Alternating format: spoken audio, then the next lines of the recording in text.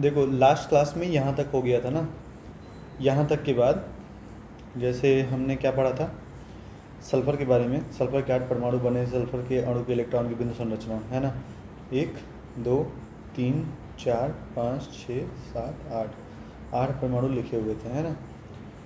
अब इसके बारे में थोड़ा और पढ़ेंगे कि carbon versatile function of carbon क्या होता है, वर्सटाइल नेचर क्या होता है कार्बन कार्बन का। देखो ये पहले से मैं लिख लिया हूँ क्योंकि लिखने में जो टाइम वेस्ट होता है उसको फालतू में टाइम वेस्ट करने से कोई फ़ायदा नहीं है ना। इसलिए पहले से मैं लिख लिया हूँ, तुम लोग इसको वीडियो को पॉज करके लिख लेना। जैसे देखो क्या है कि वर्सटाइल नेचर ऑफ कार्बन क्या होता है। वर्सटाइल शब्द का पहले मतलब समझते हैं कि वर्सटाइल होता क्या है। जैसे देखो कि सपोज करो तुम्हारे पास कुछ सामान है, चलो सामान मत बनाओ, तुम एक काम करो, ये समझ लो कि तुम्हारे पास सपोज करो एक जैकेट है ना, जो कि थोड़ी मोटी सी है, थोड़ी सी पतली है ना। ये क्या होता है, इस जैकेट को अगर ठंड में भी पहन लें तब भी ठंड नहीं लगेगी, गर्मी में पहन लें तो गर्मी नहीं लगेगी, मार्केट में चले जाएं पहन के जा सकते हैं, शादी में पहन के जाने चाहें तो वहाँ भी जा सकते हैं। तो इसका मतलब क्या होता है, वो जैकेट बहुत वर्सेटाइल होती है ना। जो जैकेट है वो बहुत वर्सेटाइल है। वर्सेटाइल का मतलब ये होता है जैसे कोई भी चीज़ अगर बहुत जगह यूज हो रही है, उसका बहुत ज़्यादा काम पड़ रहा है, हर एक सिचुएशन में खुद को एडजस्ट कर ले रही है, तो वो बहुत वर्सेटाइल होती है ना। जैसे एक मोटर बाइक है, इस मोटर बाइक को हम वर्सेटाइल कब बोलेंगे, सपोज़ करो ये लॉन्ग टूर के लिए भी बहुत जा सकती है ना। बाईसाइकिल है, ये लॉन्ग टूर में भी जा सकती है ना। गियर वाली साइकिल बैटरी से चलती है, लॉन्ग टूर में अगर जाना चाहें तो इसको लेके जा सकते हैं। घर के बाहर घर में भी चलाना चाहें तो ये चला सकते हैं, मार्केट में ले जाना चाहें मार्केट में ले जा सकते हैं। कीचड़ धूल मिट्टी सब कुछ सह सकती है, तो इसको इसको क्या बोलते हैं हम, ये साइकिल बहुत वर्सेटाइल है। तो वर्सेटाइल मतलब सर्वोत्तोमुखी, मतलब जितने जो बहुत सारे उत्तम गुण जिसमें होते हैं वो बहुत वर्सेटाइल माना जाता है ना। तो इसका हिंदी मतलब क्या होता है वर्सेटाइल का, सर्वोत्तोमुखी प्रकृति। अब देखो वर्सटाइल नेचर क्या होता है कार्बन में। सपोज करो पहला जो नेचर है इसका श्रृंखलन, जिसको बोलते हैं इंग्लिश में कैटेनेशन बोलते हैं। समझ में आ जाएगा इसकी कैटेनेशन या श्रृंखलन का मतलब क्या होता है। श्रृंखलन मतलब नाम से ही समझ में आ रहा है, श्रृंखला। श्रृंखला मतलब देखो ये कार्बन एक एक श्रृंखला में आगे बढ़ रहा है ना, एक श्रृंखला में आगे बढ़ रहा है। तो मतलब कार्बन क्या होता है कि ये इसकी ऐसी प्रॉपर्टी होती है, कार्बन कार्बन के साथ ही बॉन्ड बना सकता है और बहुत मजबूत बॉन्ड बना सकता है, कमज़ोर बॉन्ड नहीं होता। बॉन्ड क्या होता है कि जैसे दो फेविकोल होता है, जैसे ये प्लाईवुड है ना। प्लाईवुड में हम फेविकोल लगा करके एक सरमाइका लगा दिए, सनमाइका लगा दिए, वो चिपक गया, तो मतलब उन दोनों के बीच में बॉन्ड हो गया, बहुत मजबूत हो गया बॉन्ड, है ना। लेकिन उतना भी ज़्यादा मजबूत नहीं है, वो निकलेगा नहीं, टूट जाएगा। लेकिन कार्बन क्या होता है, ना निकलेगा ना टूटेगा, बस इसको गर्म करके ही निकाल सकते हैं, जब निकाल सकते हैं अलग कर सकते हैं, अदरवाइज़ वो गर्म कितना भी गर्म कर लो जल्दी बॉन्ड नहीं टूटता उसका। तो क्या लिखा है, कार्बन के पास एक यूनिक प्रॉपर्टी, यानी बहुत यूनिक प्रॉपर्टी होती है जो किसी के पास नहीं होती है, जिसमें कार्बन कार्बन के साथ ही बॉन्ड बना सकता है ना। Giving the rise large molecule, this property is called catenation. Catenation क्यों बोलते हैं, क्योंकि लार्ज मॉलिक्यूल बहुत लंबे, बहुत ऐसे इस तरह से लंबाई करके बहुत करोड़ों एटम एक साथ जुड़ सकते हैं। जैसे कि ग्रेफाइट में पढ़ा था ना, ग्रेफाइट में जो पिछले वीडियो में बताया था कि कार्बन जो पेंसिल की निब होती है, निब वो भी कार्बन होती है, और जो हीरा होता है वो भी कार्बन होता है। लेकिन दोनों में अंतर क्या होता है, दोनों में अंतर ये होता है स्ट्रक्चर का। इसका स्ट्रक्चर बहुत कॉम्प्लेक्स होता है और इसलिए वो डायमंड कहलाता है। और इसका स्ट्रक्चर क्या है कि नॉर्मल होता है पेंसिल की निब का स्ट्रक्चर। पेंसिल की निब का स्ट्रक्चर कैसा होता है, जैसे सपोज करो ऐसे बस एक लाइन में जुड़ा हुआ होता है। अब एक लाइन में ऐसे कैसे जुड़ा होता है दिखाता हूँ। जैसे देखो ये क्या है, ये पेंसिल है, ये पेंसिल है ना। पेंसिल की ये निब है, एक पतली सी निब है। अब इसको अगर हम जूम करें तो इसको अगर हम यहाँ से जूम करते हैं, जूम आउट जूम इन करते हैं, तो ये निब बहुत माइक्रोस्कोप लेवल में देखेंगे तो कुछ ऐसी दिखेगी, है ना। उसके बाद इसको फिर से जूम करते हैं तो केवल इतना पार्ट अगर जूम करें, इतना पार्ट ये वाला हिस्सा, तो ये कैसा दिखेगा, ये ऐसा दिखेगा, है ना, इस तरह से दिखेगा। जूम करते जाएंगे 50x 100x ऐसे जूम करते हैं, माइक्रोस्कोप से जूम करते जाएंगे। फिर इसमें भी इतना हिस्सा जूम करेंगे, अगर इतना हिस्सा जूम करेंगे तो ये कैसा दिखेगा, मतलब ऐसे पूरा फ्लैट लाइन दिखने लगेगी। क्यों, क्योंकि हमको दिखेगा ही नहीं इसके आसपास का सरफेस क्या है, हम इतना ही देख पा रहे हैं माइक्रोस्कोप में। तो उसमें जो कार्बन की बॉन्डिंग है कुछ ऐसी दिखेगी, ऐसे इस तरह से दिखेगी कार्बन की बॉन्डिंग। समझ में आया? ये कार्बन की बॉन्डिंग इस तरह कैसे होता है, इसको मतलब जूम आउट अगर करेंगे, यहाँ पे ऐसे जूम ऐसे फैलाने के बाद जूम करते हैं ना, इस तरह से जूम ऐसे ऐसे करते हैं, तो इतना जैसे पेंसिल की निब थी, इसको हम 100x में जूम किए हैं, 100x में, है ना, 100x में जूम किए तो इस तरह से कुछ ऐसा दिखने लगा। आगे आगे भी कुछ होगा, लेकिन हमको केवल दिख इतना रहा है माइक्रोस्कोप में, तो उसमें हम जब देखते हैं तो बॉन्डिंग इस तरह से कार्बन की बनती है ना। अब कन्फ्यूज नहीं होना, और तुमको इस तरह जूम करके देखना ही क्यों है, तुमको बस पढ़ना है कैसे वो होता है। अब जैसे यूनिक प्रॉपर्टी है, कार्बन कार्बन के साथ ही बॉन्ड बना सकता है। इसमें क्या लिखा है, carbon carbon single double triple bond बना सकता है। सिंगल बॉन्ड मतलब ये नॉर्मल बॉन्ड, सिंगल बॉन्ड हो गया। डबल बॉन्ड मतलब 2 इलेक्ट्रॉन आपस में जुड़ेंगे। ट्रिपल बॉन्ड मतलब 3 इलेक्ट्रॉन आपस में जुड़ेंगे, है ना। और जैसे यहाँ पे क्या है, चारों कार्बन के साथ जुड़ा हुआ है, 4 इलेक्ट्रॉन भी कार्बन के साथ ही जुड़ गए, लेकिन ये चारों अलग अलग बॉन्ड हैं, है ना। लेकिन ये अगर इन दोनों कार्बन के बीच में अगर 3 बॉन्ड हम कर देंगे तो ये क्या हो गया, ट्रिपल बॉन्ड हो गया। तो इसी को हम बोले ट्राईवैलेंट, डाईवैलेंट, मोनोवैलेंट। मोनोवैलेंट मतलब 1 बॉन्ड, डाईवैलेंट मतलब 2 बॉन्ड, ट्राईवैलेंट मतलब 3 बॉन्ड। समझ में आया? तो ये एक कार्बन के गुण हैं जो कि कार्बन कार्बन के साथ ही बॉन्ड बना सकता है। सिलिकॉन भी हाइड्रोजन के साथ कंपाउंड बना सकता है, लेकिन उसकी चेन 7 या 8 एटम की होती है, लेकिन कंपाउंड बहुत ज़्यादा रिएक्टिव होते हैं। रिएक्टिव का मतलब क्या होता है पता है? जैसे सपोज करो कि हम कोई मूवी देखते हैं, उसमें वंदे मातरम गाना चलता है या फिर माँ तुझे सलाम गाना चलता है, तो हमको जोश ज़्यादा है ना, जोश आता है कि हम कुछ भी कर देंगे, हम दुश्मन के सामने जाएंगे तो हम उसको गोली से मार देंगे, ऐसे बहुत जोश आता है। तो वो जोश क्या होता है, वो रिएक्टिव होता है, हमारे शरीर का एक रिएक्टिव पार्ट है। मतलब हम रिएक्शन करने के लिए बिल्कुल तैयार हैं कि कोई भी आए बंदूक चला देंगे हम, है ना। तो वो मतलब बहुत ज़्यादा उत्तेजित होना वो रिएक्टिव कहलाता है। कंपाउंड क्या मतलब, कंपाउंड में दो दो एलिमेंट मिलकर जो पार्ट बनाते हैं, जैसे यहाँ पे सिलिकॉन और हाइड्रोजन मिलकर एक कंपाउंड बना रहे हैं, है ना, उत्पाद जो बताते हैं उसको कंपाउंड बोलते हैं। तो ये बहुत सिलिकॉन हाइड्रोजन के साथ भी कंपाउंड बना सकता है, लेकिन ये 7 या 8 एटम तक होता है। जैसे देखो हमने यहाँ सल्फ़र का भी देखो 8 से ज़्यादा नहीं लिया है ना, 8 से ज़्यादा नहीं लिया। लेकिन अगर इसी की जगह पे कार्बन होता तो करोड़ों एटम जोड़ दो, कोई दिक्कत नहीं है, कार्बन को कार्बन जुड़ जाएगा, ठीक। तो कार्बन और कार्बन का बॉन्ड क्या होता है, बहुत मजबूत होता है, अतः ये स्टेबल भी रहता है। स्टेबल रहता है, मजबूत कैसा रहता है कि अगर हम इसको, जो हम पानी उबाल के पीते हैं, पानी उबलना स्टार्ट होता है वो 100 डिग्री सेल्सियस का होता है ना, 100 डिग्री सेल्सियस। लेकिन अगर हम इसी को 900 डिग्री सेल्सियस या 1000 डिग्री सेल्सियस तक पहुँचा दें, 1000 डिग्री सेल्सियस तक पहुँचा दें, 9000 नहीं, बहुत ज़्यादा हो गया, सपोज करो 1000 डिग्री सेल्सियस तक पहुँचा दें, बहुत गर्म होता है। इसमें अगर हाथ डाल देंगे तो उंगली गायब हो जाएगी। अगर इतना गर्म कोई लोहा है उसमें हाथ डाल देंगे हम, उंगली डाल देंगे तो उंगली वहाँ से गायब हो जाएगी, वेपराइज हो जाएगी, भाप बन के उड़ जाएगी उंगली, हमको पता भी नहीं चलेगा कहाँ गया। तो 1000 डिग्री सेल्सियस गर्म करने के बाद कार्बन अपनी बॉन्डिंग को तोड़ता है, अदरवाइज वो नहीं तोड़ता है, बहुत मजबूत होता है, ठीक। जैसा कि हम जानते हैं कार्बन की वैलेंसी 4 होती है, इसलिए कार्बन अलग अलग मोनोवैलेंट इलेक्ट्रॉन के साथ बॉन्डिंग करके अलग अलग कंपाउंड बना सकता है। अब इसका मतलब क्या हुआ, देखो जैसे कार्बन है, कार्बन, इसकी बॉन्डिंग हम क्या किससे करा दिए, ऑक्सीजन से करा दिए, देखो, है ना। ऑक्सीजन 2 बार चाहिए क्योंकि कार्बन की बॉन्डिंग 4 होती है, C+4 होता है और ऑक्सीजन होता है -2 होता है। तो इसमें क्या होता है, 4 चाहिए, तो C 2 बार चाहिए होगा, है ना। तो CO2 होता है। अगर हम इसी को बॉन्डिंग के फेज़ में लिखना चाहें तो कैसे लिखेंगे, कार्बन हो गया 1 2, ऐसे नहीं, इस तरह से लिखते हैं 1 2 3 4, और ऑक्सीजन के पास कितना चाहिए होता है, 2। ऑक्सीजन को यहाँ भी लगा देते हैं, 2 चाहिए होता है। देखो ये दो बॉन्डिंग यहाँ से बना लिया, ठीक। ऑक्सीजन के पास भी 8 हो गया, कार्बन के पास भी 8 हो गया, और इस वाले ऑक्सीजन के पास भी 8 हो गया। ऑक्सीजन के पास पहले 6 है ना, ये 4 हम दिखा नहीं रहे हैं, लेकिन है इसके पास 4, इसके पास भी 4 और है, दिखा नहीं रहे हैं। 1 2 3 4 5 6 7 8, 8 हो गए सबके पास। तो ऐसे करके ऑक्सीजन के साथ हो गया, हाइड्रोजन के साथ हो गया, और बहुत सारे कंपाउंड के बहुत सारे इलेक्ट्रॉन के साथ साथ मोनोवैलेंट बॉन्डिंग बना सकता है। जैसे कार्बन का 1 2 3 4 है ना, तो यहाँ पे क्लोरीन का को लिख ही देता हूँ मैं।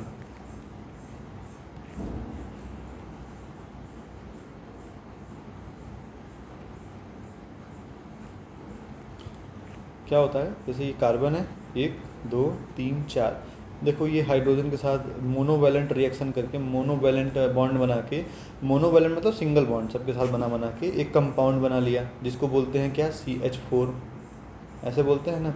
अब जैसे ये कार्बन है, 1 2 3 4, हाइड्रोजन ना हो के क्लोरीन के साथ बना सकता है बॉन्ड, क्लोरीन हो गया, हाइड्रोजन हो गया, या फिर यहाँ पे भी हाइड्रोजन ले लें, यहाँ पे भी हाइड्रोजन ले लें, ये भी एक कंपाउंड हो गया। तो ऐसे अलग अलग इलेक्ट्रॉन के साथ बॉन्ड करके अलग अलग कंपाउंड ये बना सकता है। तो ये वर्सटाइल नेचर होता है किसका, कार्बन का, मतलब कार्बन ऐसा कर सकता है। तो कार्बन क्या क्या कर सकता है, 2 पॉइंट होता है, एक खुद के साथ भी बॉन्डिंग, कैसे भी बॉन्डिंग बना सकता है, कैसे भी, और दूसरा क्या होता है, अलग अलग कंपाउंड के अलग अलग एलिमेंट के साथ अलग अलग कंपाउंड बना सकता है ना। ये याद रखने वाली बात है, याद रखना हमेशा, ये आगे काम आएगा। क्वेश्चन आंसर जब सॉल्व करेंगे ना तब याद आएगा, इसका काम तब लगेगा। अब क्या होता है, हम पढ़ते हैं संतृप्त एवं असंतृप्त कार्बन यौगिक। अच्छा, कार्बन असंतृप्त का मतलब क्या होता है, सपोज करो किसी को बहुत ज़्यादा प्यास लगी हुई है ना, लेकिन उसको क्या करते हैं कि अगर हम बोल देते हैं लो समोसा खा लो, तो वो नहीं खाएगा। क्यों? क्योंकि वो असंतुष्ट है, उसको प्यास लगी है और हम उसको खाने के लिए बोल रहे हैं। तो संतृप्त का मतलब होता है जो उसको चाहिए वो उसको मिल जाए, तो उसका मतलब होता है संतृप्त। जैसे कार्बन को चाहिए ट्रिपल बॉन्डिंग, तो ट्रिपल बॉन्डिंग अगर हमने कार्बन को दे दिया, उसका 4 बॉन्डिंग थी, अगर यहाँ हाइड्रोजन दे दिया तो मतलब ये संतृप्त हो गया। अब हम जैसे कार्बन के 4 पॉइंट होते हैं, एक में हम हाइड्रोजन दे दें, 3 में हाइड्रोजन दे दें, एक में अगर हम कुछ ना दें, तो क्या संतृप्त है? नहीं है, नहीं होगा संतृप्त। क्यों? क्योंकि इसको एक और चाहिए हाइड्रोजन, तो जिसको जितना चाहिए अगर हमने उसको दे दिया उतना, तो उसको बोलते हैं हम संतृप्त, है ना। संतृप्त का मतलब saturated and unsaturated carbon compound. ये क्या होते हैं, पढ़ते हैं इसके बारे में। देखो, हाइड्रोकार्बन का मतलब क्या होता है, हम पहले पढ़ेंगे हाइड्रोकार्बन। हाइड्रोकार्बन मतलब कार्बन और हाइड्रोजन को मिला करके जो भी कंपाउंड बनेगा उसको हम बोलेंगे हाइड्रोकार्बन, है ना। हाइड्रोजन का हाइड्रो, कार्बन का कार्बन, तो हाइड्रोकार्बन मतलब कार्बन और हाइड्रोजन से मिलकर जो कंपाउंड बनता है उसको हम बोलेंगे हाइड्रोकार्बन। ये होते हैं 2 प्रकार के, पहला क्या होता है ओपन चेन, और दूसरा होता है कार्बोक्सिलिक। ओपन चेन में क्या, ओपन चेन का मतलब ऐसा होता है, देखो जैसे ये ओपन चेन है, देखो कहीं चेन नहीं दिख रहा है ना, ये ऐसे चलता जा रहा है चलता जा रहा है, कोई चेन नहीं है। ओपन चेन ये होता है लाइन से पूरा चलता जा रहा है। कार्बोक्सिलिक मतलब आगे बताऊंगा इसमें। और जैसे किसी को गोला बना दो, ऐसे कार्बन कार्बन ऐसे ऐसे बॉन्ड बना रहे हैं, है ना, तो अलग अलग उसका अलग अलग शेप का अलग अलग परिभाषा होती है, तो ओपन चेन को हम ये बोलेंगे।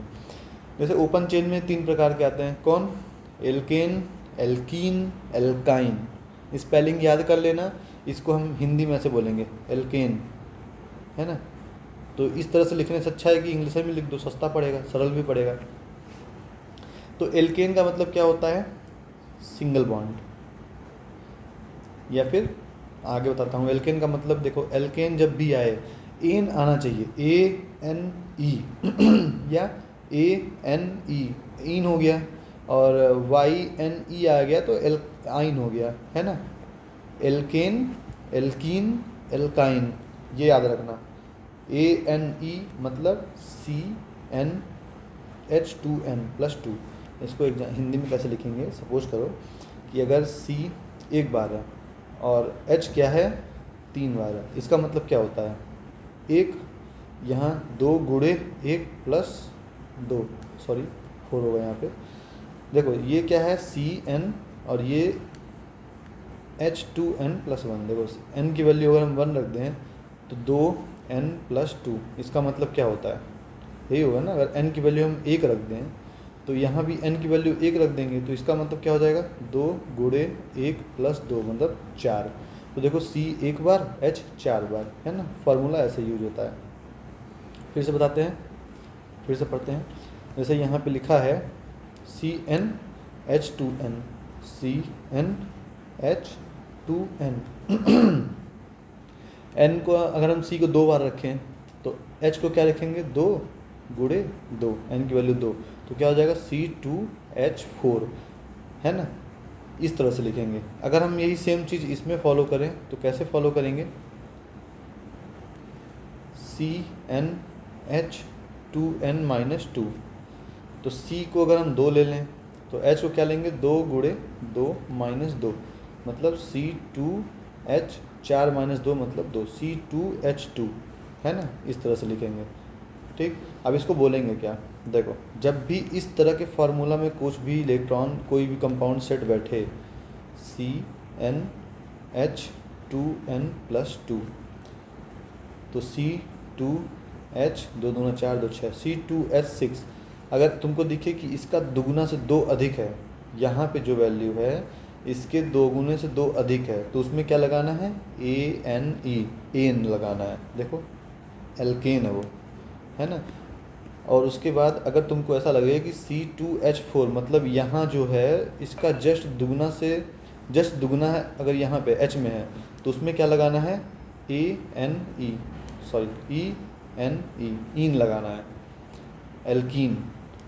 अब तुमको लगे कि दुगुना से जस्ट 2 कम है, दुगुना से 2 कम है, यानी कि C2H2 या फिर C3H 3 दूना 6 6 में C3H4 अगर देखो दुगुना से 2 कम है, 3 का दुगुना 6 6 से 2 कम 4, तो C3H4 अगर ऐसा है तो क्या लगाएंगे आइन, एल्काइन। समझ में आया? इसको एक बार फिर से वीडियो को समझ में नहीं आया तो वीडियो को वापस करो, रिवाइंड करो और वापस से देखो, तुमको समझ में आ जाएगा पूरा चीज़। जैसे देखो इसमें भी लिखा है, इसमें क्या लिखा है, दुगुना से जस्ट 2 अधिक है, 2 का दुगुना 4 और 4 से 2 अधिक है। देखो 2 अधिक यहाँ पे लिखा है 2n+2 लिखा है, तो दुगुना से 2 अधिक है मतलब इन लगेगा। यहाँ पे जितना 2 है उसका दुगुना 4 है तो क्या लगेगा इन लगेगा। और दुगुना से 2 कम है, दुगुना से 2 कम 2 3 का दुगुना 6 6 का 2 कम 4, तो इसमें अगर ऐसा कुछ फार्मूला बैठ रहा है तो आइन लगेगा, है ना। अब इसको यूज़ कैसे करेंगे, उसके पहले एक चीज़ देख लो। अगर सिंगल बॉन्ड है कहीं पे, कार्बन कार्बन अगर सिंगल बॉन्ड बना रहे हैं तो उसको बोलते हैं सैचुरेटेड, और जहाँ कार्बन कार्बन डबल बॉन्ड बनाते हैं जैसे कि ये वाले फार्मूला में, तो उसको हम बोलेंगे अनसैचुरेटेड, यानी संतृप्त और असंतृप्त। ये याद रखने वाली बात है। उसके बाद एक चीज़ और देखें अगर, तो क्या होता है, जहाँ एक कार्बन लगता है ना उसमें हम लिखते हैं मेथ, 2 कार्बन लिखा है तो उसमें हम लिखते हैं एथ ATH, 3 कार्बन लिखा है तो प्रोप लिखते हैं, 4 कार्बन है तो ब्यूट, 5 कार्बन है तो पेंट, 6 कार्बन है तो हेक्स। इसको बट नहीं पढ़ना, इसको ब्यूट पढ़ना है ना, ब्यूट। इतना समझ में आया? 1 कार्बन में मेथ, 2 में एथ, 3 में प्रोप, 4 में ब्यूट, 5 में पेंट और 6 में हेक्स। नेक्स्ट क्या है, if we remove one atom from one group, जैसे ये एक ग्रुप है कार्बन का, है ना, इसको बोलते हैं C2H5, या फिर हम अगर ऐसे समझें, इसको थोड़ा किनारे ले आ लें तो इसका नाम क्या हो जाता है, इसका नाम होता है C2H6। ये क्लोरीन को हटाकर हम यहाँ H जोड़ दें तो देखो C2H6 क्यों, कार्बन 2 बार है तो देखो 2 बार लिखा हुआ है कार्बन, 6 हाइड्रोजन है तो 1 2 3 4 5 6, तो C2H6 हो गया। तो इसमें लिखा है if we remove one atom from one group, अगर हम एक ग्रुप में से एक एटम को हटा दें, रिमूव कर दें, तो इसमें क्या लिखा है आगे, for stable compound we have to add one element. तो अगर हम इसमें बोलते हैं अगर हम एक ग्रुप में से एक एलिमेंट को ऐसे हटा दें, है ना, तो इस एलिमेंट में सपोज करो हम पूरा अच्छे से बना देते हैं, कॉपी, ये पेस्ट, जैसे इस ग्रुप में हम क्या किए कि इस एलिमेंट को हटा दिए, है ना। तो इसमें क्या लिखा, for stable compound we have to add one element, यानी हमको स्टेबल कंपाउंड के लिए एक एलिमेंट ऐड करना पड़ेगा। तो कौन सा एलिमेंट ऐड करेंगे, अगर हाइड्रोजन एक वैलेंसी का है तो हम एक वैलेंसी का यहाँ पे भी एक ही वैलेंसी मोनोवैलेंट ही यूज कर सकते हैं ना। तो हम क्या करते हैं, सपोज करो क्लोरीन रख दिए या फ्लोरीन रख दिए या आयोडीन, कुछ भी जो मन हो वो रख दो। तो यहाँ पे हमको फॉर स्टेबल कंपाउंड एक हमको एलिमेंट रखना पड़ेगा, उसका मतलब ये है जो भी लिखा हुआ है ना। यही इसी को बोलते हैं, अगर इसका फार्मूला पूछा जाएगा रासायनिक सूत्र तो क्या लिख देंगे C2H5Cl। देखो क्या हो गया, 2 कार्बन यानी 1 2 कार्बन हो गया, 5 हाइड्रोजन 1 2 3 4 5 और 1 क्लोरीन। हैप्पी। आया समझ में?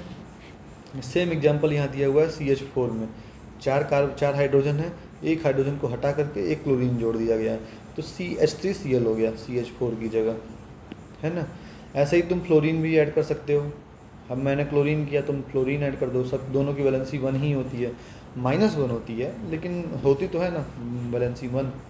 -1 और +1 सिर्फ रासायनिक सूत्र में हम देखेंगे, है ना। रासायनिक सूत्र जब बनाएंगे, जब क्रिया कराएंगे, तब देखेंगे -1 और +1, और उसमें से एक मेटल होगा, मतलब एक धातु होगा, और एक अधातु होगा। इसमें ऐसा कुछ भी नहीं है, ये कोवैलेंट बॉन्डिंग है, इसमें दोनों गैस होंगे, है ना। देखो हाइड्रोजन भी गैस है, फ्लोरीन भी गैस है, क्लोरीन भी गैस है, तो इसमें दोनों गैस होंगे। और कार्बन कोई धातु नहीं होता है, ये एलिमेंट होता है लेकिन धातु नहीं है ना। अब देखो Cl हाइड्रोजन को रिप्लेस करके उसकी जगह ले रहा है, तो Cl हेट्रो एटम हुआ। Cl क्या हुआ? हेट्रो एटम, यानी कि बाहर का एटम। तो हेट्रो एटम ऐसे बोलते हैं कि अगर हाइड्रोजन है, हाइड्रोजन का ये देखो, हाइड्रोजन बहुत सारे ग्रुप में है, ये कलुआ बस अलग से दिख रहा है, तो इसको क्या हम बोल देंगे? Hetero atom. मतलब अगर एक कोई एरिया है, वहाँ पे बहुत सारे गोरे लोग रह रहे हैं और केवल अकेला ये काला रह रहा है, तो ये काला क्या हो गया? हेट्रो एटम हो गया। या तो फिर अगर एक बहुत सारे ग्रुप में बहुत सारे काले लोग रह रहे हैं, केवल इकलौता गोरा आदमी आ गया, तो वो हेट्रो एटम हो गया। तो मतलब जिसका ग्रुप होता है, अगर उसको छोड़ के कोई एक एक्स्ट्रा पर्सन आ जाता है, तो उसको हम बोलते हैं हेट्रो एटम, मतलब बाहर का एटम। ऐसे एटम ग्रुप्स में होते हैं, इन्हें ही फंक्शनल ग्रुप कहते हैं। जैसे इसका एक ग्रुप होता है, जैसे एक क्लोरीन हो गया, फ्लोरीन हो गया, आयोडीन हो गया, ब्रोमीन हो गया, इसका भी एक ग्रुप होता है। उस ग्रुप को हम क्या बोलते हैं? Halogen group, halogens. इसमें chlorine, bromine, fluorine, iodine etcetera ऐसा कुछ आता है। एट्सेट्रा में क्या वो मतलब अल्कोहल नहीं आता है, केवल यही सब आता है ना। तो इसमें लिखा हुआ है ऐसे एटम ग्रुप्स में होते हैं, इन्हें ही फंक्शनल ग्रुप कहते हैं। तो मतलब हेलोजन एक ग्रुप है, ऐसे एटम जैसे क्लोरीन, ब्रोमीन जैसे एटम एक ग्रुप में होते हैं, ये अपना ग्रुप बना के चलते हैं, तो उसे ही फंक्शनल ग्रुप बोलते हैं। तो इसको हम क्या बोल देंगे? फंक्शनल ग्रुप, है ना, फंक्शनल ग्रुप हुआ। यहाँ नीचे दूसरे पेज में फंक्शनल ग्रुप बोल देते हैं। तो इसमें क्या लिखा है कि फंक्शनल ग्रुप ऐसा ग्रुप ऑफ एटम होता है जो कि determine the property of item, है ना, जो कि determine the property of item, मतलब प्रॉपर्टी एटम की प्रॉपर्टी को डिटरमाइन करता है, खोज करता है, उसको डिफाइन करता है। अब कैसे हम समझ सकते हैं कि इस तरह ये क्या लिखा हुआ है, कैसे समझ सकते हैं? जैसे देखो, उसको समझाने के लिए तुम देखो, जैसे ये कि एक फंक्शनल ग्रुप है ना। अगर यहाँ पे हमने OH रख दिया, अगर यहाँ पे हम वो रखे होते हैं Cl रखे होते, तो उसका मतलब कुछ और होता, लेकिन हमने सेम ये सब चीज़ तो सेम रखा। देखो ये दोनों चीज़ तो सेम रख रहे हैं, हमने यहाँ पे एक ग्रुप जोड़ दिया। क्या जोड़ दिया? यहाँ पे OH को जोड़ दिया, तो देखो यहाँ पे अल्कोहल हो गया, मतलब शराब बन गया ये। लेकिन अगर इसी की जगह पे हमने ये वाला ग्रुप जोड़ दिया होता, तो ये देखो एसिड यानी कि तेजाब बन गया। देखो एक चीज़ बदलने से प्रॉपर्टी कितनी चेंज हो जा रही है। ये शराब से सीधे शराब से सीधे तेजाब हो गया। मतलब एक को तो पी सकते हो, धोखा कभी पीना तो नहीं चाहिए, लेकिन अगर धोखे से पी भी लिए तो कोई दिक्कत नहीं है, लेकिन इसको पी लोगे तो मर जाओगे, सिर्फ इतना चेंज होने से। तो मतलब क्या होता है कि ये ग्रुप में होते हैं, और जो कि प्रॉपर्टी को डिफाइन करते हैं, डिटरमाइन करते हैं एटम की, है ना। जैसे यहाँ क्लोरीन है, तो उसकी प्रॉपर्टी अलग होगी, बिल्कुल अलग होगी। जैसे अल्कोहल की अलग थी, उसे इसकी भी अलग प्रॉपर्टी होगी। लेकिन फ्लोरीन होगा तो उसकी अलग प्रॉपर्टी होगी। दोनों ये नहीं कि दोनों एक जैसे दिख रहे हैं इस तरह से, तो दोनों मतलब एक ही जैसे होंगे, ऐसा कुछ भी नहीं है। ये प्रॉपर्टी बिल्कुल अलग हो गई। अब जैसे तुम सपोज करो कि अगर किसी इंसान का नाम मुकेश है ना, मुकेश है, मतलब इतना, ये देखो इतना हिसाब किताब जो है, अगर ये मुकेश है ना, मुकेश है, तो अगर हम देखा जाए तो ये Cl का मतलब क्या होता है? Cl का मतलब हो सकता है यहाँ अंबानी, है ना। Cl का मतलब अंबानी हो गया। ऐसे ही यहाँ पे जो है ना, ये वाला आइटम, इसका भी नाम मुकेश है, ठीक। और ये जो फ्लोरीन है, हो सकता है इसका नाम क्या है? राठौर। अब बताओ, दोनों की बिल्कुल प्रॉपर्टी चेंज हो गई ना। एक कहाँ मुकेश अंबानी और एक कहाँ इसको कोई जानता ही नहीं है। तो मतलब हम सिर्फ सर नेम चेंज किए हैं। तो एक फंक्शनल ग्रुप क्या होता है? सर नेम होता है। अगर इसको हम चेंज कर देंगे तो दोनों की प्रॉपर्टी बिल्कुल चेंज हो जाएगी। हम ये नहीं कह सकते मतलब दोनों सेम होंगे, नहीं, नाम तो सेम है, दिख भी सेम जैसे रहे हों, लेकिन कोई जानता ही नहीं है इसको। समझ में आया? प्रॉपर्टी चेंज होने का मतलब क्या होता है, यानी कि इसमें यही चीज़ लिखा हुआ है, ग्रुप ऑफ, ऐसा ग्रुप ऑफ एटम होता है जो कि डिटरमाइन करता है किसकी प्रॉपर्टी को, एटम की प्रॉपर्टी को। तो ये एटम है, ये डिटरमाइन करेगा कि इसकी प्रॉपर्टी क्या होगी, यहाँ पे क्या लगा है वो डिफाइन करेगा। ठीक, समझ में आया? इसको याद रखना, हेलोजन ग्रुप बोलते हैं, क्लोरीन, ब्रोमीन, आयोडीन और फ्लोरीन को क्या बोलते हैं, हेलोजन ग्रुप, है ना। और जैसे ये एल्केन है ना, ये एल्केन है, यहाँ पे भी एल्केन है। अब C2H6 को हमने कैसे बनाया था, इस तरह से बनाया था, लेकिन ये क्या था अपने आप में, एल्केन, देखो एल्केन ही है ना, एल्केन। और लेकिन यहाँ पे जो क्लोरीन जोड़ा ये क्या था, हेलोजन। तो इन दोनों को हम क्या बोल सकते हैं, हेलो एल्केन, मतलब ये हेलोजन ग्रुप का हेलो और ये वाला एल्केन ग्रुप का एल्केन, तो क्या हो जाएगा, हेलो एल्केन। अब कोई अगर पूछेगा, अगर यहाँ पे C2H4 होता तो ये क्या हो जाता, यहाँ पे अगर क्लोरीन होता तो ये हो जाता हेलो एल्कीन। समझ में आई बात? कंफ्यूज तो नहीं होगे, होना भी नहीं है। Halo alkane, hello alkene, okay. चलो आगे बढ़ते हैं फिर। ये समझ में आएगा क्या लिखा है, जो पूरा भी समझा चुका हूँ, सेम टू सेम समझाया। हेट्रोएटम कौन होता है, जो बाहर का होता है। जो मैं बोल रहा हूँ वो लिखते जाना, क्योंकि वीडियो को बार बार तुमको पता नहीं चल पाएगा कि मैंने ये चीज़ कहाँ बताया था। तो जो मैं हिंदी में बोल रहा हूँ तुमको अगर समझ में नहीं आ रहा तो अपने शब्दों में कॉपी पे लिख लेना, जो तुमको समझ में आ रहा है कि तुमको कैसे याद रहेगा वो कॉपी में लिखना है ना। तुमको भी बताया था, इसको क्या बोलते हैं, इसको भी बताता हूँ, किसको फ्लोरोमीथेन और क्लोरोमीथेन क्यों बोलते हैं, है ना। ये देखो, क्लोरोएथेन, ब्रोमोएथेन, इस वाले स्ट्रक्चर को ऐसे बोलते हैं। क्यों बोलते हैं, उसका एक कारण है, उसका नामकरण है। तो नामकरण अब पढ़ने जा रहे हैं, तब समझ में आएगा कि क्यों बोलते हैं। देखो, जिस प्रकार का फंक्शनल ग्रुप लग जाएगा वो कंपाउंड उसी प्रकार की प्रॉपर्टी शो करेगा। जैसे फंक्शनल ग्रुप OH लग गया तो ये एल्कोहल हो गया, है ना। तो जिस प्रकार का ग्रुप फंक्शनल ग्रुप लग जाएगा, जिस प्रकार का फंक्शनल ग्रुप लग जाएगा, उसी कंपाउंड उसी प्रकार की प्रॉपर्टी शो करेगा। देखो प्रॉपर्टी क्या है, यहाँ पे ये लग गया फंक्शनल ग्रुप तो ये एसिड हो गया। समझ में आया इतना? चलो अब जैसे देखो बताया था ना भी, परमाणु की संख्या अगर एक कार्बन है तो क्या हो जाएगा, मेथ हो जाएगा ना। अब देखो इसमें उसके बाद तुमको अगर ये मैंने डायरेक्ट लिख दिया हुआ है, तुमको समझना पड़ेगा कि ये हमने क्यों लिखा और इसकी संरचना कैसे बनेगी। तो जिस तरह से संरचना बनाऊंगा उसी तरह संरचना बनेगी, उसके पर दिमाग नहीं लगाना ज़्यादा, संरचना को चेंज नहीं करना, जिस तरह से बता रहा हूँ उसी तरह से बनेगा संरचना, ठीक ना। देखो उसके पहले इसको समझो क्या है, ये सब समझा रहा हूँ, तुमको याद नहीं करना है, केवल समझना है। याद तो तुम अपने हिसाब से लिख के कर लेना, केवल समझना है ना। इसके पहले क्या होगा, मैं दूसरा चीज़ समझाता हूँ। देखो एल्केन को कैसे हम लिखेंगे, एल्केन जो है उसको हम इस तरह से फार्मूला में लिखते हैं, C2 और H2N+2। ये फार्मूला अगर है तो वो एल्केन की कैटेगरी में आएगा, एन लगाएंगे। तो देखो अभी क्या बताया था, एक कार्बन होगा तो मेथ लगेगा। ऊपर जाके देख लो, पीछे वीडियो में तुमको बताया था, समझ में आना चाहिए था। एक कार्बन होगा तो क्या लिखेंगे हम, मेथ, है ना। तो देखो एक कार्बन है, एक कार्बन है, मेथ लिखेंगे तो हम क्या लिखेंगे यहाँ पे, मेथ, है ना, मेथ लिख दिए। अब ये फार्मूला कुछ ऐसा नहीं दिख रहा है तुमको कि C1H2 × 1 + 2 CH4, यानी कि ये वाला फार्मूला जो एप्लीकेबल होता है किसके लिए, एन के लिए। तो यहाँ क्या लिखेंगे, एन, है ना। एक कार्बन मतलब मेथ, और ये वाला फार्मूला एप्लीकेबल है इस वाले में तो एन लगाएंगे। ये वाला फार्मूला चाहिए ना हमको, ये देखो ये वाला फार्मूला चाहिए तो इसमें हम एन लगाते हैं। तुमको भी बताया, तो जो 4 है ये, इसका दुगना से 2 अधिक है, तो एक का दुगना क्या हो जाएगा, 2, और 2 अधिक है मतलब 4 हो गया, तो CH4 हो गया। तो यानी कि ये वाला फार्मूला वैलिड हो गया।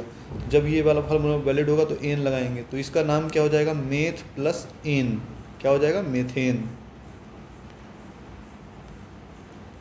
ठीक, ये तो नहीं भूलेगा ना, ये भूलना चाहिए भी नहीं क्योंकि ये बहुत ज़रूरी है। इंग्लिश में क्या लिख देते हैं, मेथेन, गलत गलत हो गया, एन लगाना है, वो इन हो जाएगा ना, मेथ एन। देखो अभी बताया था ना कि जब भी ऐसा फार्मूला लग गया ए एन ई हमेशा आएगा, मेथ हो गया और लास्ट में एन लग गया। देखो ध्यान से देखो, ये भी दुगना से दो अधिक है, दो का दुगना 4 हो जाएगा, 4 से दो अधिक है 6, है ना, 6 हो गया। तो यहाँ पे क्या लगाएंगे, एन लगाएंगे।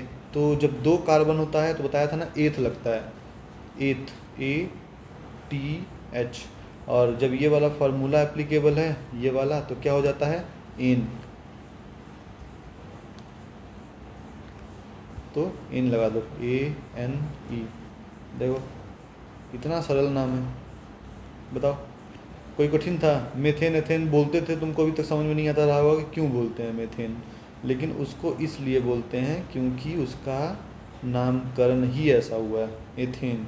अब 3 कार्बन था तो प्रोप, और ये वाला फार्मूला एप्लीकेबल है, तिगुना से 2 अधिक, दुगना से 2 अधिक, 3 के दुगना 6, 6 से 2 अधिक 8। तो ये वाला फार्मूला एप्लीकेबल, तो वहाँ हम एन लगाएंगे, तो एन लगेगा, प्रोपेन हो जाएगा, प्रोपेन, है ना। बताओ आसान है कि नहीं है, आसान, बहुत आसान है ये चीज़। 4 कार्बन था तो ब्यूट लिखने के लिए बोला था, क्या हो जाएगा, ब्यूटेन।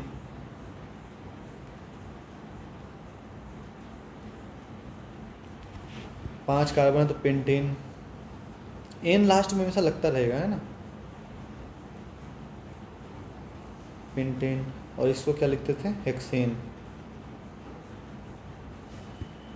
ये वाला जहाँ ये दुगना से 2 अधिक वाला फार्मूला एप्लीकेबल हुआ, जहाँ हाइड्रोजन जो है कार्बन के दुगना से 2 अधिक है, तो हम एन लगाएंगे, है ना, एन। ठीक, ऐसे ही इसकी संरचना कैसी होगी, संरचना बना देता हूँ। सपोज करो 1 कार्बन है ना, तो पहले 1 कार्बन बना देना है, फिर उसके 4 बॉन्ड बनाने हैं और सब में H लिख देना है, H H H H, ऐसा ही लगाना है। तुम इसे यहाँ लिख के ऐसे नहीं लगा देना ना, इसे हॉरिजॉन्टल और वर्टिकल ही लगाना है। संरचना ऐसी ही होती है, जैसे मैं लिख रहा हूँ ना, ऐसी ही संरचना, बिंदु संरचना ऐसी ही होती है। अब उसमें रटी रटाई बात है, मैं नहीं जानता क्यों, क्योंकि जिसने खोज किया जाके उससे पूछो, मुझे नहीं पता, बस ऐसी होती है, मुझे जो पढ़ाया गया था वो मैं जानता हूँ। H H H और H। ऐसे ही C2H6 जब होगा तो क्या हो जाएगा, 1 कार्बन 2 कार्बन, 1 2 3 और ये चौथा ये वाला, फिर 1 2 3 और चौथा ये वाला। कार्बन कार्बन आपस में बॉन्ड कर लिए तो वहाँ H लगाने की कोई ज़रूरत नहीं है ना। H H H H H H, समझ में आया। कार्बन कार्बन के क्या देखो, जैसे 1 यहाँ 1 2 3 4, फिर हाइड्रोजन का 1 5, इसका 6, इसका कार्बन का 1 7 और 1 8, 8 कार्बन का कंप्लीट हो गया। इस वाले कार्बन का भी 8 कंप्लीट हो गया, दूसरे कार्बन का, और हाइड्रोजन का 2 कंप्लीट हो गया, सब आपस में सेटिस्फाई हो गए। 3 कार्बन रहेगा तो क्या होगा, 1 2 3, फिर इस तरह से हाइड्रोजन बना देना है। समझ में आया, सिर्फ हमको यही करना है बिंदु संरचना में, बहुत आसान है बिंदु संरचना इसकी। ऐसे ही 4 मैं लिख देता हूँ, समझ में आ गया बिंदु संरचना कैसी होगी। अब इसी में बिंदु संरचना में क्या होगा कि सपोज करो हमने इसको ये इधर ले आ दिया, है ना। अगर हम इस हाइड्रोजन को हटा करके कुछ और जोड़ देते हैं, सपोज करो क्या जोड़ देंगे हम, ये हो जाएगा कि H H H, और यहाँ पे हम जोड़ दिए क्लोरीन, तो ये इसका नाम पहले से क्या था, मेथेन, है ना। लेकिन अगर हम क्लोरीन जोड़ दिए तो उसका नाम हम क्या लिख देंगे, क्लोरोमेथेन, है ना। अगर यहाँ फ्लोरीन जोड़ दिए तो यहाँ क्या जोड़ देंगे, फ्लोरोमेथेन। ब्रोमीन जोड़ दिए तो क्या हो जाएगा, ब्रोमोमेथेन। आयोडीन जोड़ दिया अगर क्लोरीन की जगह पे तो क्या हो जाएगा, आयोडोमेथेन। ऐसे ऐसे तुम नाम लिख दो, यहाँ पे जोड़ दो तो क्लोरो एथेन हो जाएगा, मेथेन की जगह एथेन हो जाएगा। यहाँ लिख दो तो ब्यूरोप्रोपेन, यहाँ फ्लोरो ब्यूटेन, यहाँ पे जोड़ दो तो पेंटे ब्रोमो पेंटेन, है ना। जो तुम यहाँ पे फंक्शनल ग्रुप जोड़ दोगे उसी के नाम, वही नाम उसके पहले आ जाएगा। और जो पेंटेन है तो पेंटेन ही रहेगा। जैसे ब्रोमीन जोड़ दो तो ब्रोमो पेंटेन हो जाएगा, क्लोरो जोड़ दो तो क्लोरो पेंटेन, है ना। ऐसे ऐसे नाम जोड़ने का आगे अभी लिख दूंगा मैं, लेकिन फ़िलहाल अभी इतना याद रखो कि कैसे फंक्शनल ग्रुप लगता है तो नाम कैसे चेंज होता है। तो देखो जैसे हमने यहाँ पे लगा था, यहाँ पे भी लिखाया था कि, कहाँ गया, ये देखो क्लोरोएथेन क्यों लिखा था, क्लोरोमेथेन क्यों लिखा था, क्यों? क्योंकि फंक्शनल ग्रुप वैसा ही था, मतलब ग्रुप कंपाउंड तो वैसा ही था, बस ये फंक्शनल ग्रुप ऐड हो गया था नया। तो क्लोरीन ऐड हुआ था तो क्लोरो मेथेन, मेथेन तो पहले से ही था, क्लोरो और जुड़ गया, है ना। इसलिए हमने उसको क्लोरोएथेन या फिर यहाँ पे क्लोरो एथेन नाम दिया। वहाँ क्लोरोमेथेन, यहाँ क्लोरोएथेन। क्यों? क्योंकि एथेन था और क्लोरीन जोड़ दिया। समझ में आया? कि अभी एग्जाम्पल दे के समझा दूंगा, नहीं भी आया होगा तो। देखो अब जैसे इसमें इन है, तो इन का क्या होता है अभी बताया, दुगना से जस्ट दो अधिक होगा तो इन लगाएंगे। देखो दुगना से दो अधिक है, इन लगाएंगे, ई एन ई लगाएंगे। दो गुना से दो अधिक, दुगना से दो अधिक, दुगना से दो अधिक, सॉरी, दो गुना, दो गुना, दो गुना, दो गुना, दो गुना। और जब दो गुना रहता है तो क्या होता है? इन। तो यहाँ लिख देते हैं इन। समझ में आया? एक कार्बन इसमें नहीं लगेगा, केवल एल्केन ग्रुप में एक कार्बन होता है, बाकी इन और आइन में एक कार्बन नहीं होता है। कोई काम ही नहीं होता है एक कार्बन का, हमेशा दो से शुरुआत होती है इसमें। तो इसमें दो है तो एथ लगेगा, अभी बताया एथ। और ई एन दुगना है तो इन लग जाएगा, है ना। तो हम क्या लिख देंगे? एथीन। इसका क्या काम, इसका नाम क्या हो जाएगा? एथीन। इंग्लिश में एथीन। दोनों तो हिंदी इंग्लिश सेम सेम नाम है, इंग्लिश में ही लिखो, क्या करना है, ठीक। इसमें क्या हो जाएगा? प्रोपीन। इंग्लिश में प्रोपीन। 3 कार्बन का प्रोप बताया था ना, तो प्रोप लगा देखो, और इन लास्ट में लगता गया। इसमें क्या हो जाएगा? ब्यूटीन। इसका क्या हो जाएगा? पेंटीन।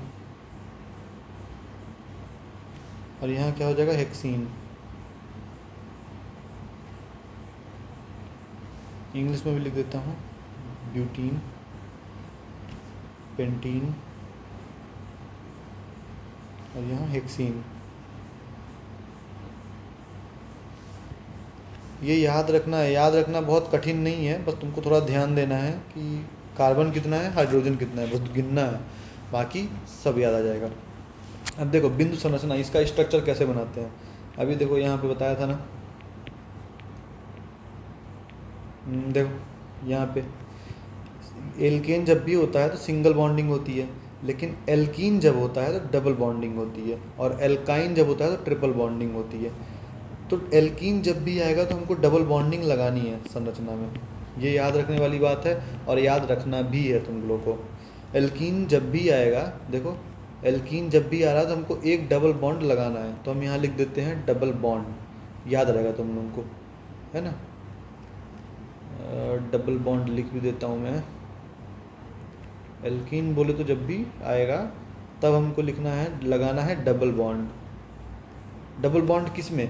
केवल एक कार्बन के बीच में, केवल दो कार्बन के बीच में डबल बॉन्ड लगाना है। जैसे यहाँ C2 है ना, तो डबल C जब हम लिखेंगे तो उन दोनों के बीच में डबल बॉन्ड हमेशा लगाएंगे, और बाकी सब में तो सेम रहेगा, बाकी जो स्ट्रक्चर बना रहे थे उसी तरह रहेगा, H H H H H H, ठीक। लेकिन इसमें एक प्रॉब्लम ये होती है कि हम H तो लगा देंगे सब में, लेकिन हमको यहाँ डबल बॉन्ड भी लगाना है, देखो तभी एल्कीन माना जाएगा, अदरवाइज नहीं माना जाएगा। तो हम क्या करते हैं, केवल इन दोनों को साइड साइड वाले को मिटा देते हैं, C2H4 सीधा सीधा ऊपर नीचे बस हो जाता है। समझ में? इतना समझ में आ गया। अगर हम यहाँ पे सिंगल बॉन्ड लगाए होते हैं और यहाँ पे H लगा देते हैं तो क्या होता है, 6H आ जाते हैं, 6H, 2 कार्बन, ये एन का साइन करता है, यानी कि ये एथेन हो जाता। लेकिन यहाँ पे केवल 4 कार्बन होने चाहिए, देखो 4 कार्बन, तो 4 कार्बन, 2 कार्बन, 4 हाइड्रोजन, 1 2 3 4, 4 हाइड्रोजन और ये कार्बन 1 2, तो तो क्या हो जाएगा एथीन। लेकिन एथीन जब भी आएगा हमको एक कार्बन के बीच में डबल बॉन्ड लगाना ही लगाना है, तभी वो बन पाएगा, अदरवाइज वो नहीं बनेगा। सेम इसमें देखो 3 कार्बन है, 1 कार्बन 2 कार्बन 3 कार्बन, हाइड्रोजन कितने हैं 6, तो हाइड्रोजन हम लिख देंगे 1 2 3 4 5 6। अब किन्हीं भी 2 कार्बन के बीच में हमको डबल बॉन्ड लगाना है, हम यहाँ पे लगा के इसको सिंगल बॉन्ड कर दो, है ना। ये स्ट्रक्चर बिल्कुल सही माना जाएगा। लेकिन अगर तुमको मन है, बहुत मन है यहाँ पे डबल बॉन्ड लगाने का, तो यहाँ भी लगा लो। लेकिन दो ही कार्बन के बीच में, जैसे देखो 1 और 2 कार्बन के बीच में हमको डबल बॉन्ड लगाना है। पिछली बार क्या कहते हैं, 1 और ये इसमें लगा दिए, 2 कार्बन के बीच में डबल बॉन्ड, है ना। तो 2 बॉन्ड हम केवल एक ही कार्बन के बीच में लगाएंगे सब में। यहाँ पे भी कर दोगे तो बिल्कुल पूरा गुड़ गोबर हो जाएगा। क्यों? क्योंकि उसका नाम कुछ अलग होता है, एथीन इसको बोलते हैं। तो इसको मैं बनाने का तरीका समझा दिया हूँ। केवल ऊपर जाएगा कार्बन और नीचे जाएगा, दाएं बाएं एल्केन में जाएगा, ये एल्कीन में ऊपर नीचे बस जाएगा, और एक डबल बॉन्ड होगा। 4 कार्बन है, 1 2 3 4, किन्हीं भी 2 भी कार्बन के बीच में यहाँ बना दो डबल बॉन्डिंग, या फिर यहाँ बना दो, या फिर यहाँ बना दो, कहीं भी बनाओ, लेकिन बनाना है एक ही जगह। और ऊपर नीचे जो हाइड्रोजन आएगा उसको, हाइड्रोजन को लिख देना है ऊपर नीचे। ये बन गया डॉट स्ट्रक्चर, किसका? ब्यूटीन का। ये याद रखना है क्योंकि एग्जाम में डायरेक्ट पूछेगा ब्यूटीन का डॉट स्ट्रक्चर बताइए, लिखिए, है ना। तुमको लिख देगा ब्यूटीन का, ऐसे लिखेगा ब्यूटीन का या ब्यूटीन का, इंग्लिश में लिख देगा, उसका डॉट स्ट्रक्चर बनाइए, बिंदु संरचना बनाइए। तो कैसे बनाओगे? उल्टा सीधा बना दोगे, नंबर पूरा काट देगा, ऐसे 0 बटा सन्नाटा दे देगा तुमको। अगर तुमको पूरा सही सही करना है तो जिस तरह से बता रहा हूँ उसी तरह से बनाना डॉट स्ट्रक्चर। यहाँ 5 कार्बन है, 1 2 3 4 5। सबसे अच्छा तरीका ये है कि पहले वाले को ही डबल डॉट लगा दो, डबल बॉन्ड पहले वाले को ही दे दो, बाकी सब में सिंगल सिंगल दे दो, तो तुमको गलत कभी होगा ही नहीं। ये H H H H H H H H H और यहाँ H। देखो 5 कार्बन 10 हाइड्रोजन, 5 कार्बन 10 हाइड्रोजन आ गया, बन गया एल्कीन। एल्कीन में क्या है? ये पेंटीन। एल्कीन एक ग्रुप है ना, ये देखो, ये कंफ्यूज मत होना, एल्कीन क्या है, यहाँ एथीन एथीन लगा रहे हैं। ये एल्कीन ग्रुप है, ये पूरे लोगों को मिला कर करके पूरा एक ग्रुप बनता है, उसी को हम बोलते हैं एल्कीन। एल्कीन बेसिकली कहाँ से देखा जाता है? इससे दुगना होना चाहिए, देखो दुगना है, ये भी दुगना, ये भी दुगना, ये भी दुगना और ये भी दुगना, मतलब ये ईन तो है, एल्कीन तो है। अब एल्कीन में इसका नाम क्या होगा? ये 2 कार्बन है तो एथ हो गया, एथीन हो गया, 3 कार्बन तो प्रोप हो गया, तो प्रोपीन हो गया, 4 कार्बन तो ब्यूटीन, 5 कार्बन तो पेंटीन, 6 कार्बन तो हेक्सीन। ये याद रखना है तुमको, नाम याद रखना है। 6 कार्बन यहाँ पे है, 1 2 3 4 5 6। पहले वाले में डबल बॉन्ड, बाकी सब में सिंगल बॉन्ड। एक ही कार्बन को डबल बॉन्ड देना था, हमने दे दिया। उसके बाद सब में लगा देंगे हाइड्रोजन, हाइड्रोजन लगा दिए।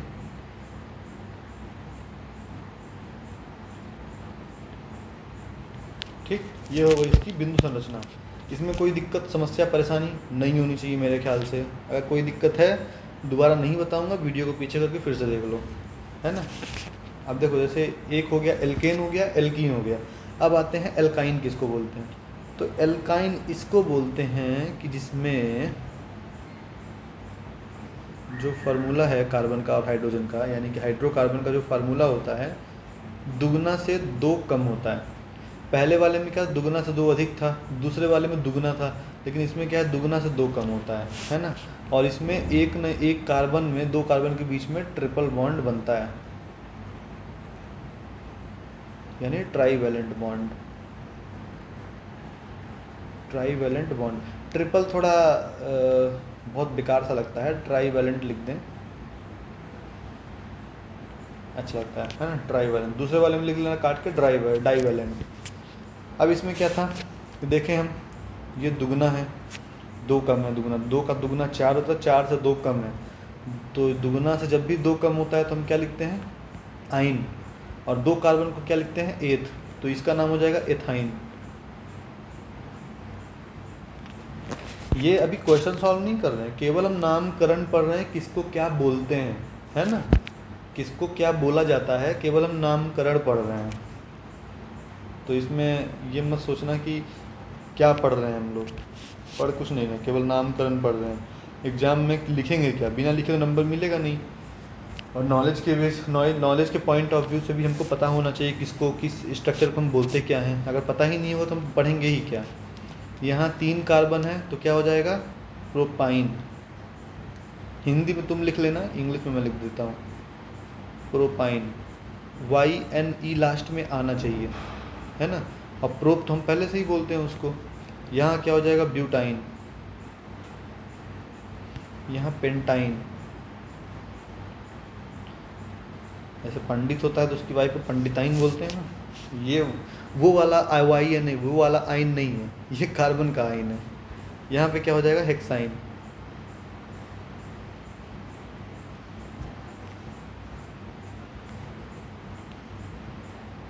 ठीक। अब इसका बिंदु संरचना कैसे बनाएंगे, जैसे दो कार्बन यहाँ पे लिखा है, इसमें भी देखना यहाँ पे C1 और H का दुगुना 0, ऐसा कुछ भी नहीं होता है। हाँ, सिर्फ 2 से स्टार्ट करना है। पहले एल्केन ग्रुप में बस 1 से स्टार्ट करेंगे, बाकी दोनों में 2 से स्टार्ट करेंगे। तो ये देखो 2 से स्टार्ट किए हुए हैं, है ना। इसको क्या हो जाएगा, बिंदु संरचना, 2 कार्बन है। और जब भी आयन आएगा, जब भी दुगना से 2 अधिक, 2 कम होगा दुगना से, तब हम ट्रिपल बॉन्ड लगाएंगे, 1 2 3। उसके बाद ऊपर लगा दो 1 हाइड्रोजन, यहाँ भी लगा दो 1 हाइड्रोजन, बस काम ख़त्म, बस काम ख़त्म। बिल्कुल नहीं, हम देखे थे कि जो एथेन में था, साइड में भी H लगता था और ऊपर भी H लगता था, है ना। और दूसरे वाले में देखें कि साइड में H हट गया, ऊपर वाले में ऊपर नीचे H लग गया। अब लेकिन ये तो नाइंसाफ़ी हो जाएगी ना, तो हम इस वाले में क्या करते हैं, ऊपर नीचे से H हटा देते हैं और साइड साइड में लगा देते हैं। तो ये किसका बिंदु संरचना हो जाता है, आयन ग्रुप का, एल्काइन ग्रुप का। ठीक, ये याद रखने वाली बात है और याद रखना भी है तुमको। डॉट स्ट्रक्चर जिस तरह से मैं बना रहा हूँ उसी तरह से बनाना है, अदरवाइज नंबर नहीं मिलेगा। अब प्रोपाइन का क्या हो जाएगा, 3 कार्बन है, 1 2 3। किन्हीं भी 2 कार्बन के बीच में ट्रिपल बॉन्ड कर दो, बाकी में एक सिंगल बॉन्ड कर दो, और यहाँ एक H लगा दो, यहाँ एक H लगा दो, और इसमें क्या हो जाएगा, ऊपर नीचे H। ठीक, और 4 H है तो लास्ट वाले में ऊपर नीचे लगा दो। समझ में आया। ऐसे ही 4 कार्बन अगर हैं तो 1 2 3 4। अच्छा, ऊपर जाके देख लेना एक बार, ये कार्बन तुमको काउंट करना है, कितना कार्बन ऊपर नीचे लगा, ज़्यादा नहीं लगाना है, जितना कार्बन उसमें दिया है उतना ही लगाना है ना। तो ऐसे ही इसमें भी काउंट करना है। देखो 2 दिया है तो हम 1 और 2 लगा दिए, है ना, साइड साइड में 2 लगा दिए। लेकिन यहाँ पे साइड साइड में हम लगा तो दिए, लेकिन 2 कार्बन घट गया, क्योंकि यहाँ 2 हाइड्रोजन घट गया। यहाँ पे 4 हाइड्रोजन है, हमने 2 ही लगाया था, तो 1 ऊपर नीचे भी लगाना पड़ा। समझ में आया। 4 कार्बन है, किन्हीं भी 2 कार्बन को ट्रिपल बॉन्ड दे दो, बाकी सबको सिंगल बॉन्ड दे दो। यहाँ H लगा दो, यहाँ H लगा दो, लास्ट वाले के ऊपर नीचे लगा दो H।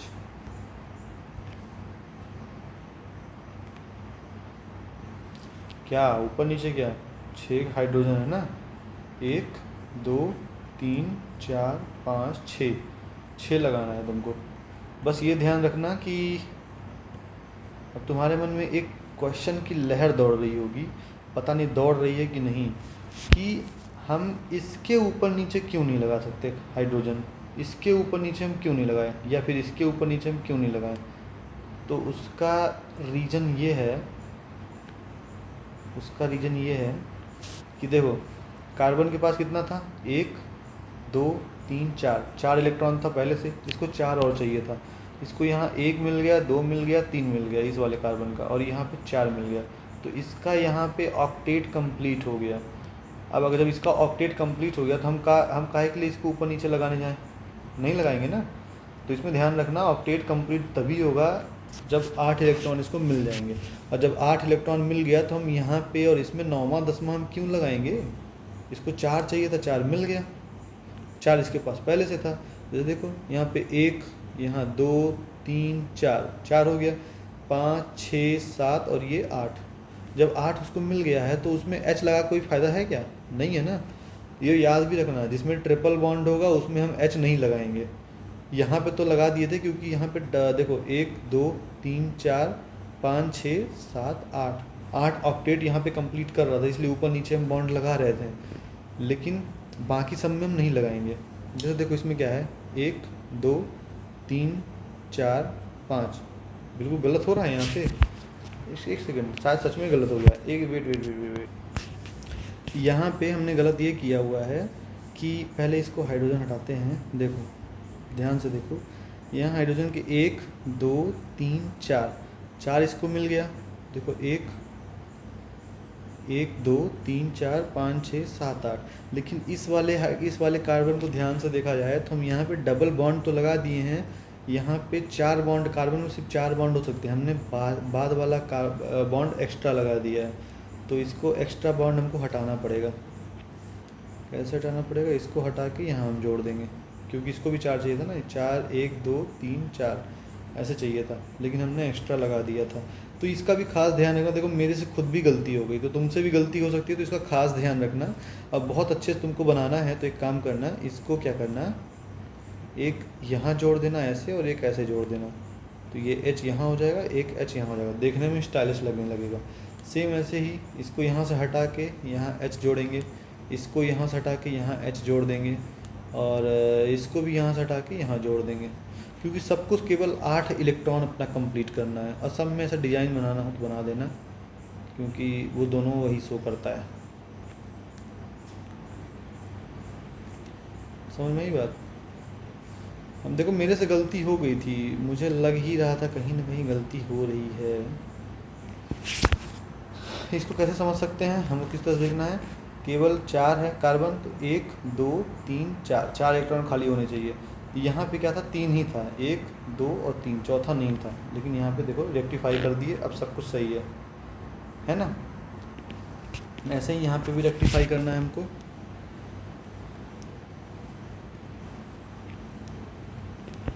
कार्बन का 1 2 3 4 5 6 7 8, और इसका 1 2 3 4, और बाकी सब में हाँ सेम। बस बन गया, इतना ही करना था इसमें। 1 2 3 4 1 2 3 4 सब कुछ बन गया। अभी इसमें C5 का देखते हैं, 1 2 3 4 5। कार्बन में पहले वाले कार्बन में हम लगा देंगे ट्रिपल बॉन्डिंग, फिर ये हो जाएगा 4, और ऊपर नहीं यहाँ साइड में 4, इसका 5 6 7, ये हो गया ठीक ना।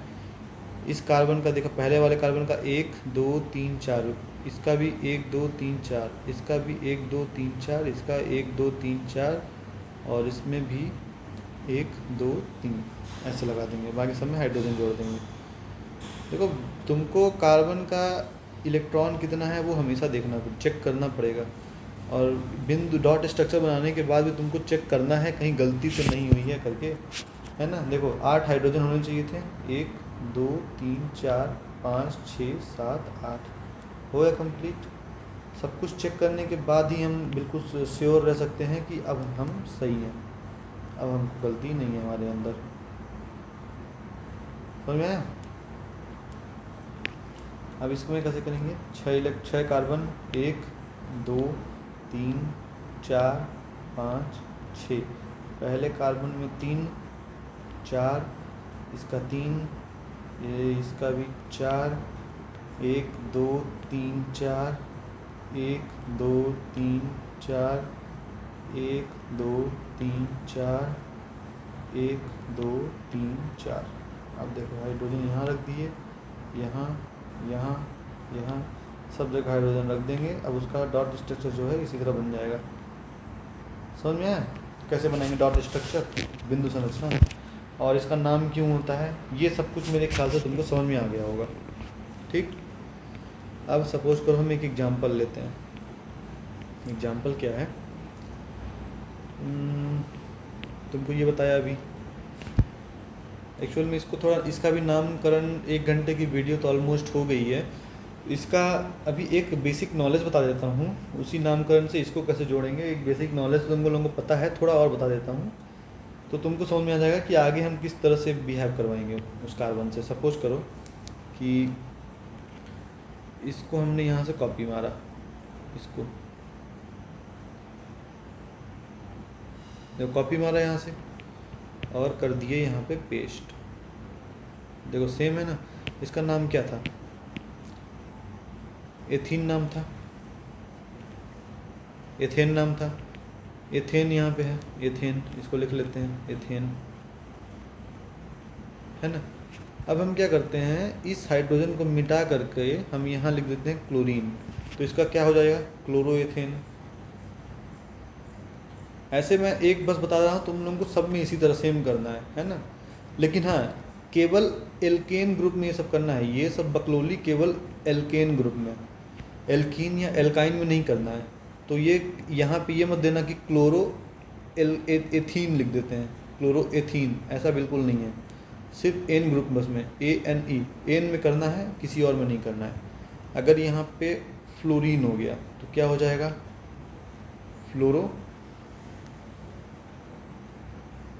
फ्लोरोएथेन। अगर यहाँ पे ब्रोमीन आ गया क्या हो जाएगा, ब्रोमोएथेन। ऐसे आएगा ना। और अगर यहाँ क्लोरीन की जगह पे आयोडीन आ गया तो आयोडोएथेन हो जाएगा ये नाम। लेकिन अगर क्या होगा, चलो यहाँ हम क्लोरो लिख दिए, तुम लोग अपने नाम के हिसाब से लिख लेना अलग अलग। यहाँ क्लोरीन भी लिख लेना, फिर एक स्ट्रक्चर यही चीज़ एक नीचे बनाना और क्लोरीन की जगह पे यहाँ फ्लोरीन लिख देना, ऐसे बना के उसमें सब में नाम लिख देना इस तरह से, है ना। लेकिन अगर क्या होगा कि हम ये हेलोजन, ये तो क्या था, हेलो एल्केन था ना, ये क्या था, जो 3-4 बनेगा उसको क्या हम बोलेंगे, हेलो एल्केन। हेलो एल्केन किसका नाम है, ग्रुप का। लेकिन अगर ग्रुप का हम कंपाउंड का नाम पूछें, ग्रुप मतलब पूरा तीनों मिला करके जो भी बनेगा ना उसको हम बोलेंगे हेलो एल्केन।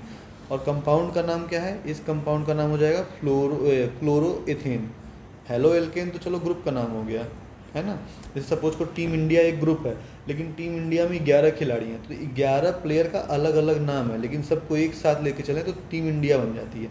ऐसे ही जब सबको पूरा क्लोरीन भी जोड़ दो, एक में फ्लोरीन जोड़ दो, एक में ब्रोमीन जोड़ दो, सबको एक साथ अगर ग्रुप का नाम देखें तो क्या हो जाएगा, हेलो एल्केन। लेकिन अगर एक एक का नाम देखें तो हो जाएगा क्लोरोएथेन, फिर दूसरे का फ्लोरोएथेन, ऐसे हो जाता है। क्लोरोप्रोपेन हो सकता है अगर यहाँ पे 3 कार्बन हो तो, है ना।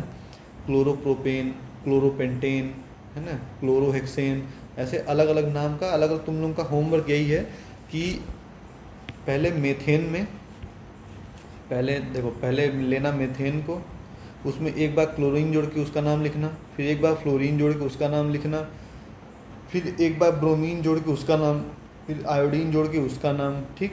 उसके बाद उठाना क्या, एथेन। फिर एथेन में एक बार क्लोरीन जोड़ना, फ्लोरीन जोड़ना, ब्रोमीन जोड़ना, आयोडीन जोड़ना, फिर ब्यूटेन, फिर प्रोपेन, फिर उसके बाद जितना भी है पूरा पूरा एन ले करके तुमको हर एक चीज़ का नाम लिख के मेरे को व्हाट्सएप पे सेंड करना है। ये तुम लोगों का होमवर्क है,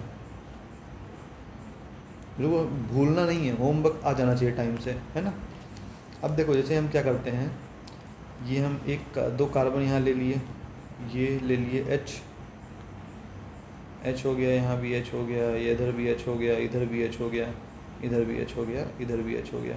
अगर हम इस H को मिटा करके क्या लिख देते हैं, ये OH लिख देते हैं, तो OH लिखेंगे तो क्या हो जाएगा, तो क्या होएगा, CH5OH।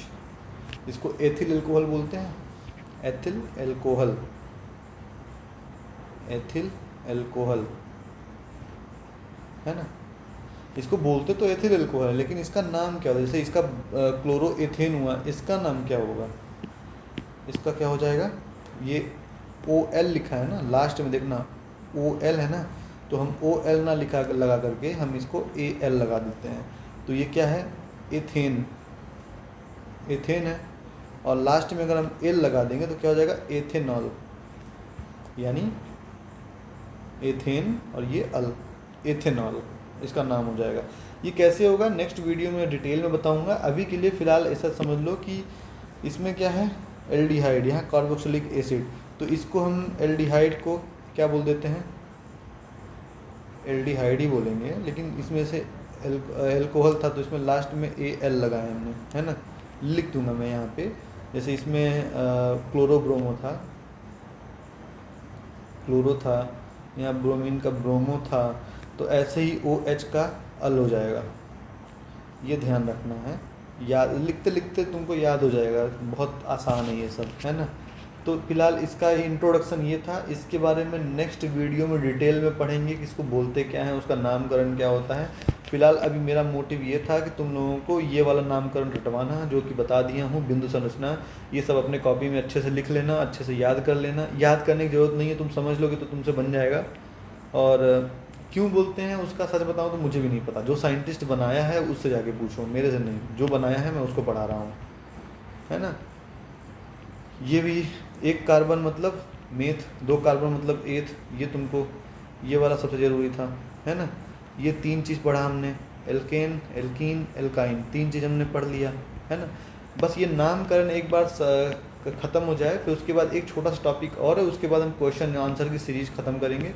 क्वेश्चन आंसर सॉल्व करेंगे, तुमको समझ में आ जाएगा कि इन सब का क्या काम था, है ना। तब तक के लिए बाय बाय।